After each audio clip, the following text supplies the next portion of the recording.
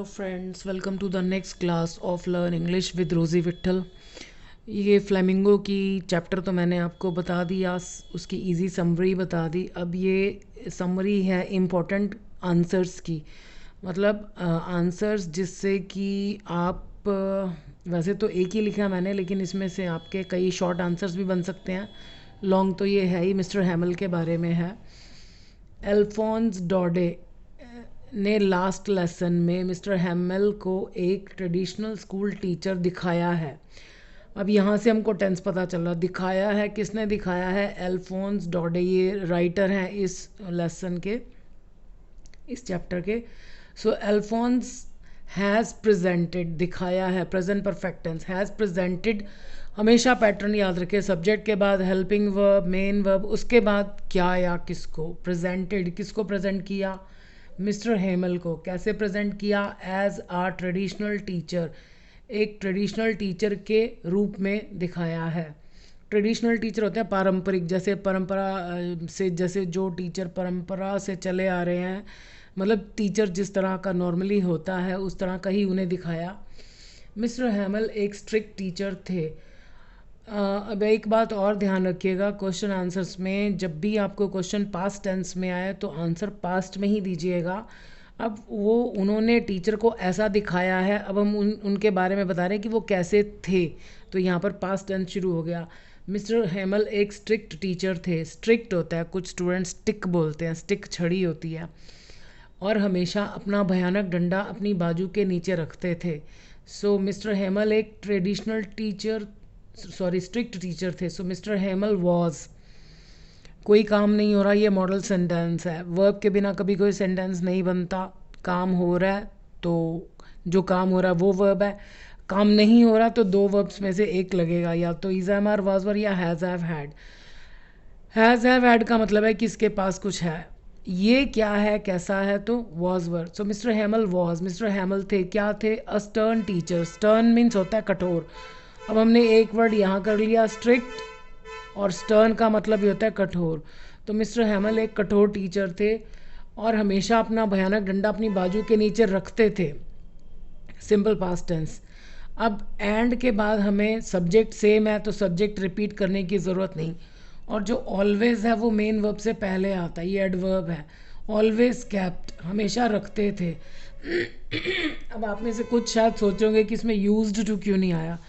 Used to का मतलब होता है कि कुछ समय बाद उन्होंने ये काम करना बंद कर दिया, नहीं, वो स्टोरी में ऐसे ही थे। सो ऑलवेज कैप्ट, रखा। क्या? His horrible ruler. अब ये हॉरिबल पर जोर देने के लिए इसको सिंगल कॉमास में लिखा है। हॉरिबल रूलर, वो अपने उस भयानक डंडे को रखते थे कहाँ? अंडर हिज आर्म, अपनी बाजू के नीचे। जब बर्लिन से आदेश आया, अब आदेश आया। सो व्हेन एन ऑर्डर केम, कहाँ से? बर्लिन से। तो कोई भी चीज़ कहाँ से आ रही है? From Berlin. क्या आदेश आया? कि उनके स्कूल में फ्रेंच की जगह जर्मन पढ़ाई जाएगी। अब पढ़ाया जाएगा, क्या पढ़ाया जाएगा? जर्मन पढ़ाया जाएगा। तो पैसिव वॉइस है, that German would be taught. Would क्यों आएगा? क्योंकि ये सब पास्ट में चल रहा है, अदरवाइज़ हम विल शैल लगाते, लेकिन पास्ट की स्टोरीज़ में जब हमें विल शैल की ज़रूरत पड़े तो हम विल शैल ना लगाकर वुड लगाते हैं। और क्योंकि पैसिव वॉइस है, क्योंकि सब्जेक्ट नहीं पढ़ाएगा, सब्जेक्ट को पढ़ाया जाएगा। So German would be taught French की जगह, in place of French in his school. अचानक मिस्टर हेमल का एक नया रूप प्रकट हुआ। अब प्रकट कौन हुआ? मिस्टर हेमल का एक नया रूप। अब मिस्टर हेमल का नया रूप, तो ये ग्रुप है तो यहाँ से शुरू होगा नया रूप। Suddenly a new फेसाड। फेसाड होता है किसी व्यक्ति का रूप, जो अलग अलग रूप, मतलब जो हमें उसकी पर्सनैलिटी के अलग अलग रंग देखने को मिलते हैं। सो अ न्यू फेसाड किसका? ऑफ मिस्टर हैमल, प्रकट हुआ। Emerged, simple past tense. उन्होंने स्टूडेंट्स के साथ स्ट्रिक्ट होना छोड़ दिया। अब छोड़ दिया किसने? उन्होंने। ही स्टॉप्ड, यानी बंद कर दिया। क्या बंद कर दिया? स्टूडेंट्स के साथ स्ट्रिक्ट होना। फिर शब्दों का ग्रुप, लास्ट वर्ड आएगा, पहले होना। अब कोई व्यक्ति कैसा, उसके लिए इज एम आर आता है, तो यहाँ पर क्या है, स्टार्ट और स्टॉप के बाद वर्ब आता है तो उसके साथ आई एन जी लगा देते हैं। तो इज एम आर के साथ जब हम आई एन जी लगाते हैं या वॉज वर्ब के साथ जब हम आईएनजी लगाते हैं तो वो बीइंग हो जाता है, क्योंकि is am are was verb की फर्स्ट फॉर्म बी होती है। So he stopped being strict with the students. उन्होंने स्टूडेंट्स और विलेजर्स में फ्रेंच के प्रति प्रेम जगाने की कोशिश की और उसमें सफल हुए, मतलब उन्होंने कोशिश की। सो ही ट्राइड, क्या कोशिश की? प्रेम जगाने की कोशिश की। तो जगाना, वर्ब के बाद वर्ब आए तो first to plus first form. He tried to rouse, क्या जगाने की? स्टूडेंट और विलेजर्स के मन में प्रेम जगाने की। सो ही ट्राइड टू राउज क्या?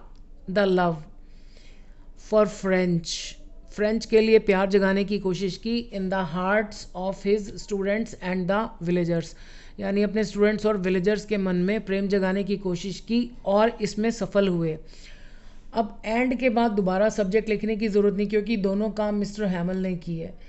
And got success in it, और इसमें सफल हुए। And got success in it. वे सब देशभक्ति की भावना से भर गए, यानी जो गांव वाले थे और जो स्टूडेंट्स थे। अब फिल मीन्स होता है किसी दूसरी चीज़ को भरना, इम्ब्यू का मतलब भी होता है किसी को किसी भावना से भर देना। तो इन्होंने किसी को नहीं भरा, ये खुद भर गए, तो पैसिव वॉइस है। दे वर ऑल फिल्ड या इम्ब्यूड, इन दोनों में जहाँ जहाँ आपको ये स्लैश नज़र आएगा ना, इसका मतलब है इन दोनों वर्ड्स का मीनिंग सेम है, आप दोनों में से कोई भी लगा सकते हो। सो दे वर ऑल फिल्ड विद, जब भी हम किसी भावना से भरते हैं तो विद प्रपोजिशन आती है, विद पैट्रियोटिज्म। पैट्रियोटिज्म होता है देशभक्ति की भावना। गांव के लोग मिस्टर हैमल की रिस्पेक्ट करते थे।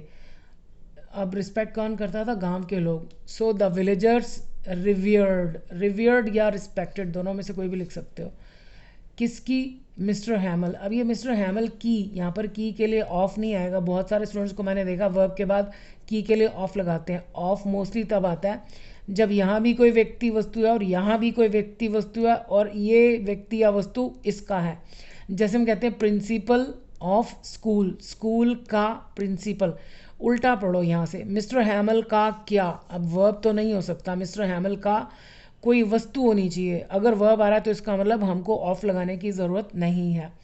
So the villagers respected mister हैमल। अब इसमें भी करते थे के लिए यूज्ड टू नहीं आएगा, क्योंकि वो एंड तक ऐसा ही चलता था। सो दे रिस्पेक्टेड मिस्टर हैमल, और इसीलिए आखिरी क्लास के दिन स्कूल आए थे। एंड दैट वाज वाई, इसीलिए मतलब यही कारण था। दैट इज़ वाई होता है यही कारण है, दैट वाज वाई यही कारण था कि वे स्कूल आए थे। They had come to the school, कब आए थे? आखिरी क्लास के दिन।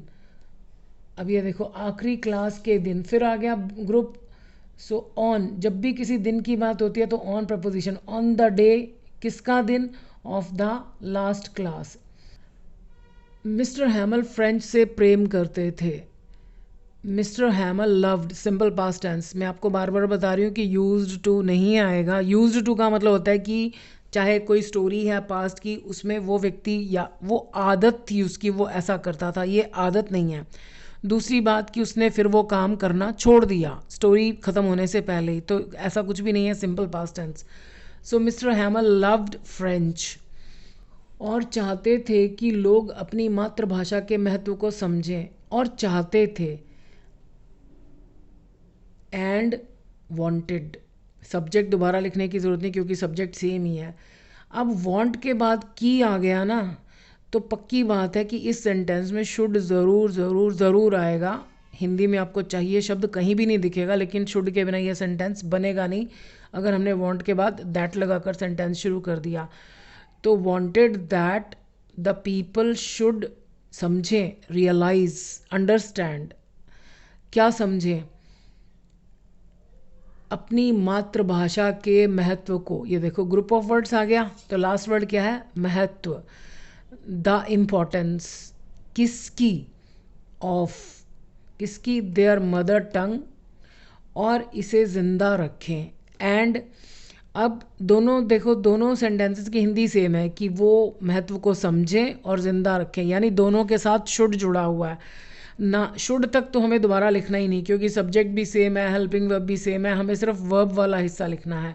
सो एंड कीप, अब शुड के बाद जैसे यहाँ फर्स्ट फॉर्म है तो ये भी first form. And keep it, keep इसे यानी फ्रेंच को, कीप इट अलाइव उसे ज़िंदा रखें।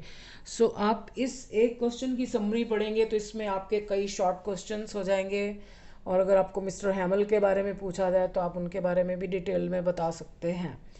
सो I wish you all the best. मुझे कमेंट सेक्शन में प्लीज़ लिख कर बताइएगा कि ये कोशिश कैसी लग रही है, इससे आपको कितना बेनिफिट मिल रहा है, या अगर आप किसी और तरीके से चाहते हैं कि मैं आपको एक्सप्लेन करूं तो वो भी आप लिख सकते हैं। इससे मुझे समझ में आएगा कि मैं कैसे आपके लिए और बेटर कर सकती हूँ। So I wish you all the best. Thank you.